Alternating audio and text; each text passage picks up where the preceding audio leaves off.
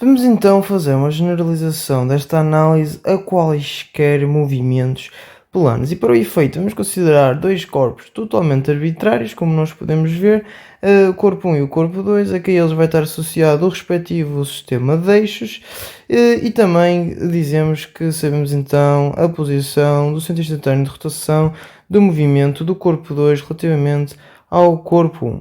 Pela definição, eu sei que a velocidade do centro instantâneo de rotação é nula no movimento relativo 2, 1. O que é que isso implica? Eu posso dizer então que o movimento relativo do corpo 2 relativamente a 1 vai ser um movimento de rolamento sem escorregamento, em que o ponto de contacto é o centro instantâneo de rotação.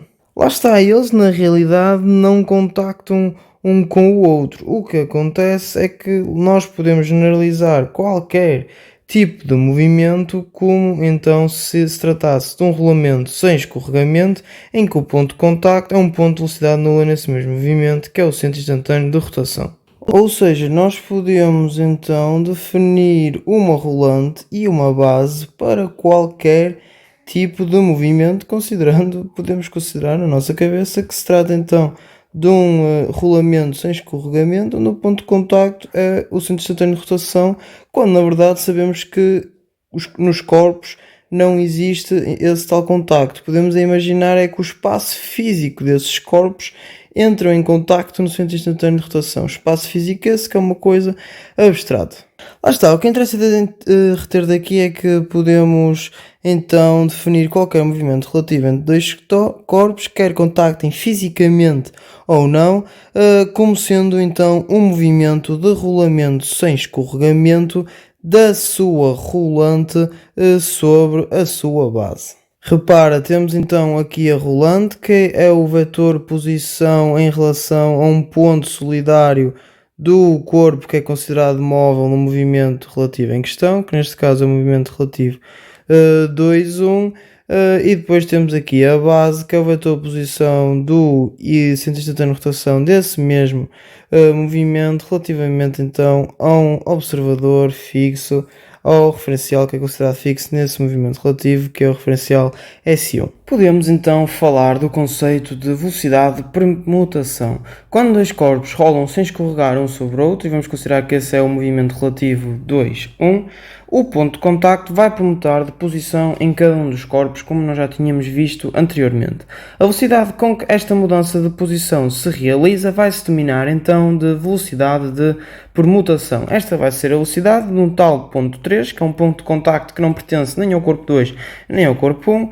A velocidade de ponto 3 relativamente a 1, através da teoria dos movimentos relativos, nós podemos escrever assim, desta maneira. Nós sabemos que, sendo o movimento 2, 1 que rola sem escorregar no ponto P, este termo aqui vai ser nulo, então temos a velocidade de permutação do ponto P no movimento 2, 1 é igual à velocidade do ponto P que pertence então ao seu corpo que é solidário, o corpo 3, relativamente a 1 ou relativamente a 2, estas velocidades vão ser então iguais. Repara aqui numa coisa, mais ao nível da nomenclatura, que nós costumamos utilizar o V pequeno para as velocidades, a velocidade de permutação é então o V grande. Lembrando que nós podemos dizer que qualquer movimento plano vai ser então um rolamento sem escorregamento da rolante sobre a base desse mesmo movimento. Nós podemos estender o conceito de velocidade de permutação não só para quando temos corpos a contactar fisicamente, mas podemos estender então este conceito ao centro instantâneo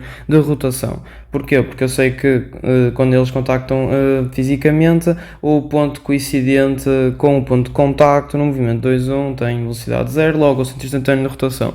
Então nós vamos estender o conceito de velocidade de permutação ao centro instantâneo de rotação, que engloba então o movimento desse ponto de contacto, e esta velocidade vai ser dada pela velocidade com que esse tal ponto genérico P3, que coincide então com o centro instantâneo de rotação do movimento que estamos a considerar, se vai movimentar relativamente a qualquer um dos corpos que está então em contacto, seja este real ou não.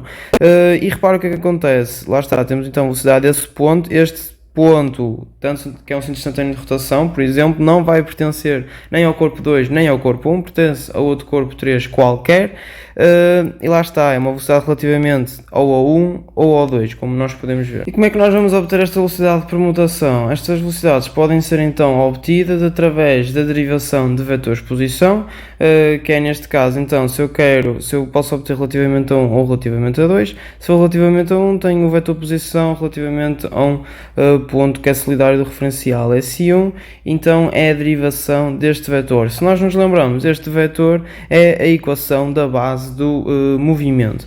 Por outro lado, quando estamos a ver em relação a 2, o que nós estamos a derivar então é a equação da rolante do movimento. Ou seja, de uma maneira geral, nós podemos obter a velocidade de permutação derivando a equação tanto da base como da rolante do movimento. Se derivarmos a da base, vamos estar a obter a velocidade de permutação no referencial S1, se derivarmos a da rolante, estamos a obter a velocidade de permutação no referencial S2.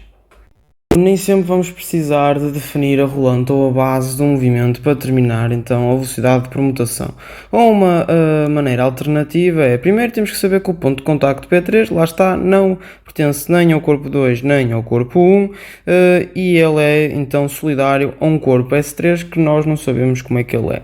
Então, quando nós virmos que é simples associar tem aqui dois. Associar ao movimento de P3 um espaço rígido S3 ou associar então um corpo rígido ao movimento desse mesmo ponto P3, nós podemos então determinar muito mais facilmente a velocidade de permutação. Vamos ver primeiro aqui este exemplo em que, repara, se eu definir aqui um corpo 3 que se mantém sempre na vertical e que vai acompanhar então o movimento de translação aqui deste ponto que é o centro da nossa roda, do nosso corpo 2.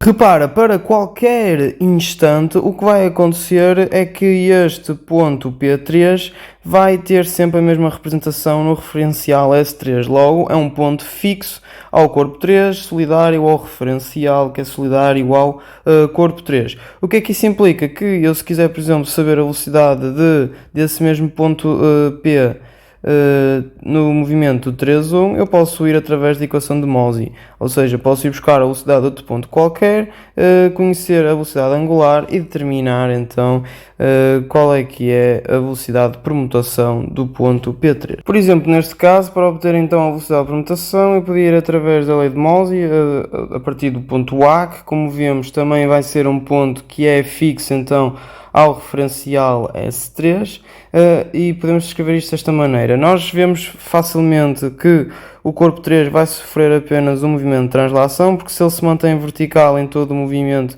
e acompanha então o movimento deste ponto A, o ponto A apenas vai ter velocidade neste sentido, então apenas temos um movimento de translação, pelo que este membro aqui é nulo. Fica que a velocidade de P no movimento 3,1 é igual à velocidade de A nesse mesmo movimento. Repare que aqui em vez de 1 também podia meter 0, porque nós sabemos que o corpo 1 é considerado fixo.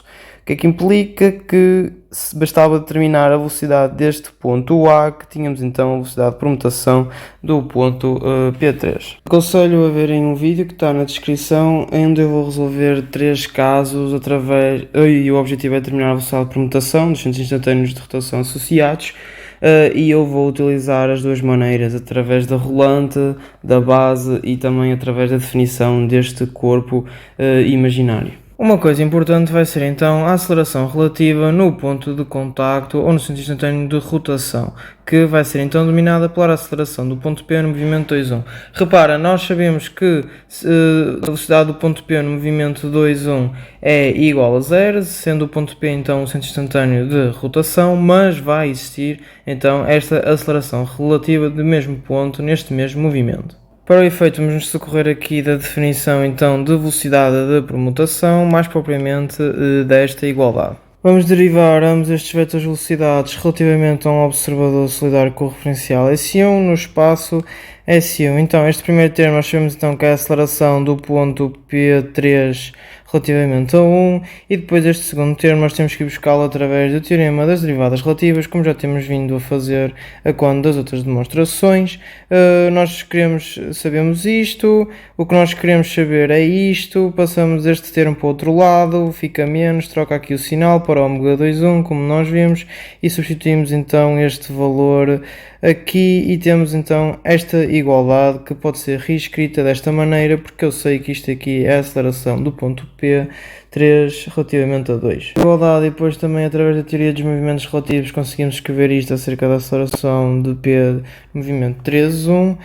Juntamos as duas equações e o que vai acontecer é chegamos a isto, que é exatamente a mesma coisa que termos que a aceleração relativa do ponto de contacto do centro instantâneo de rotação do movimento 2, 1 vai ser dada então pelo produto vetorial entre a velocidade de permutação desse ponto de movimento 2, 1 pela velocidade angular desse mesmo movimento.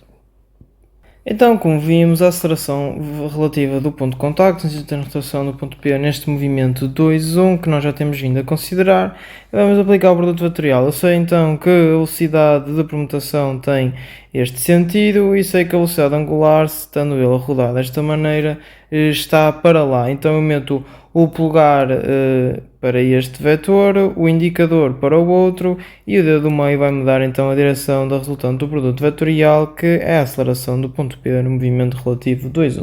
Que temos aqui representado então esta cor roxa. De relembrar que a velocidade do ponto P no movimento 2, 1 é o vetor nulo, porque é o centro instantâneo de rotação, contudo a sua aceleração nesse mesmo movimento vai ser diferente de zero. É tudo no vídeo, eu espero ter aprendido mais alguma coisa e até à próxima aula.